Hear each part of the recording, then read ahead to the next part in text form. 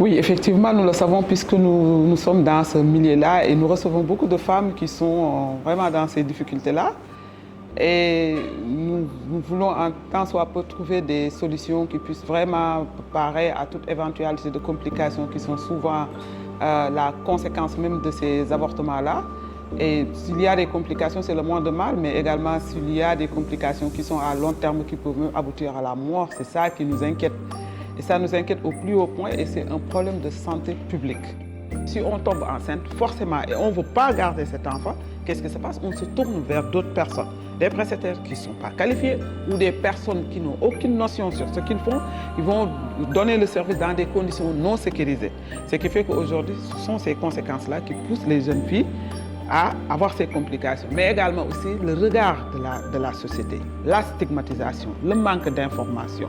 Tout ceci concourt aujourd'hui à amener ces jeunes filles-là à aller vers des prestataires qui ne connaissent absolument rien du tout, pour donner le service dans des conditions non sécurisées, dans des conditions qui vont apporter que des complications. Et aussi, si aujourd'hui on avait cette aide-là dont les jeunes filles ont besoin, si la loi n'était pas restrictive, peut-être aussi ces jeunes filles n'allaient pas vers ces prestataires non qualifiés pour avoir ce service-là. Cette loi n'est pas appliquée pour la simple bonne raison qu'il n'y a pas encore de décret d'application. Il n'y a pas de décret d'application et on sait que les conventions dûment ratifiées, comme on dit selon l'article 98, ont une valeur supranationale sur nos lois. Mais depuis la ratification au niveau de Maputo, au niveau du Sénégal, le décret d'application tarde à venir. Et ce qui fait qu'aujourd'hui, en cas d'inceste et de viol, forcément, si la jeune fille ne veut pas garder l'enfant, c'est clair qu'elle va se tourner vers des prestataires non qualifiés. Qu'est-ce qui va sensibiliser? C'est là où se situe le débat aujourd'hui. Est-ce qu'il faut dénoncer? Est-ce qu'il ne faut pas dénoncer? Qu'est-ce qu'il faut faire?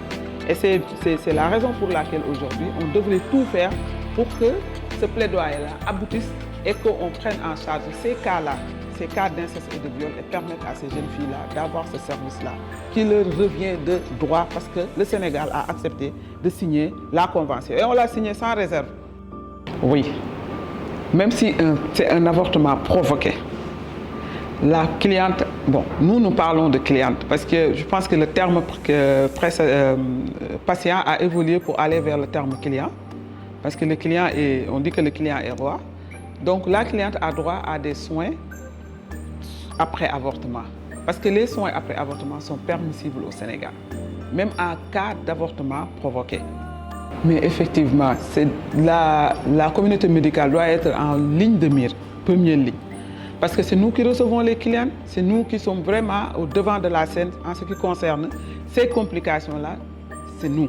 Donc ce que nous pouvons faire aujourd'hui, c'est faire en sorte de limiter considérablement ces complications-là. En quoi faisant? En mettant le focus sur les informations, en ayant aussi un œil regardant sur le contenu de ces plaidoyers-là qui vont vers ces autorités-là qui doivent prendre des décisions.